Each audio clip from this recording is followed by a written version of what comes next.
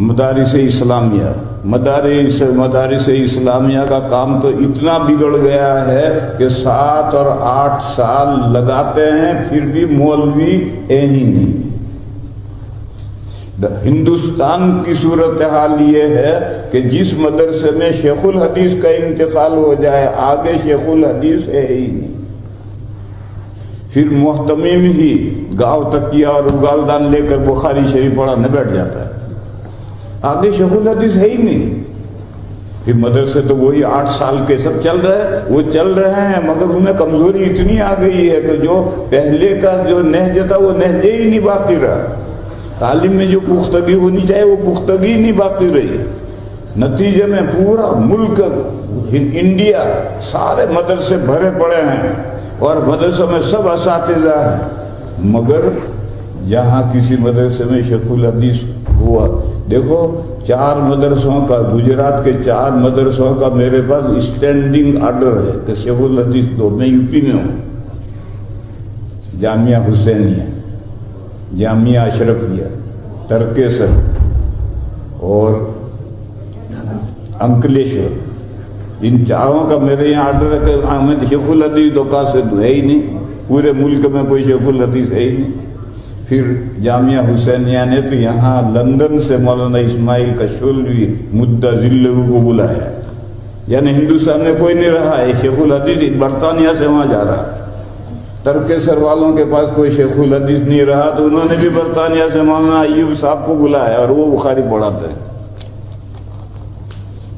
اور انکلیشور کا حال یہ تھا، محتمم نے کہا میں شیخ الحدیث دو، میں نے کبھی کوئی شیخ الحدیث ماؤں نے جننے چھوڑ دیے ہیں، اب مائیں شیخ الحدیث نہیں جن رہی، تمہارے یہاں جو اساتذہ ہیں ان میں سے کسی جو بھی ہے اس کو بنا ڈالو، سب سے اچھا استاد کون ہے؟ کہنے فلاں صاحب ہے، میں نے کہا ان کو بنا ڈالو، کہنے لگے وہ نماز کے پابند نہیں ہے، ارے میں نے کہا ہو جائیں گے نماز کے پابند، بنا ڈالو شیخ الحدیث، بنا دیے۔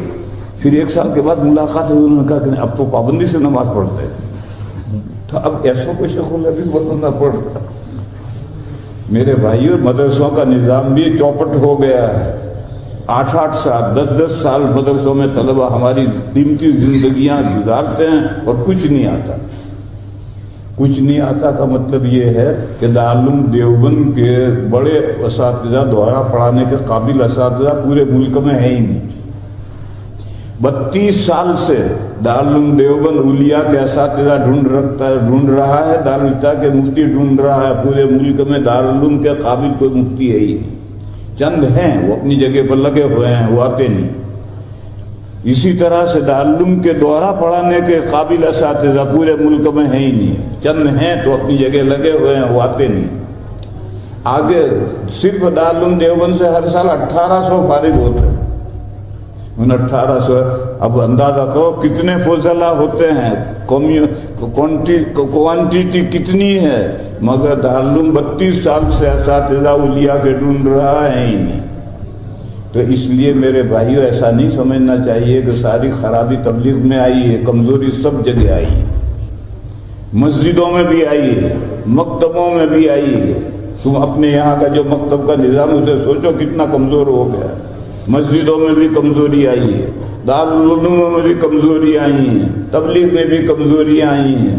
کوئی اپنی اصلاح تو کرنا چاہتا ہی نہیں ہے، جو جس حال میں ہے اس پر مگن ہے کہ سارا دین کا کام ٹھیکہ ہمارا ہی ہے، ہم ہی دین کا کام کر رہے ہیں اور کوئی دین کا کام نہیں کر رہا۔ مدرسے والے بھی یہی سمجھتے ہیں، مسجدوں والے بھی یہی سمجھتے ہیں، تبلیغ والے بھی یہی سمجھتے ہیں۔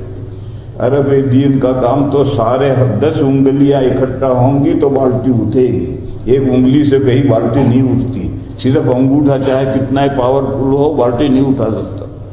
وآخر دعوانا الحمدللہ۔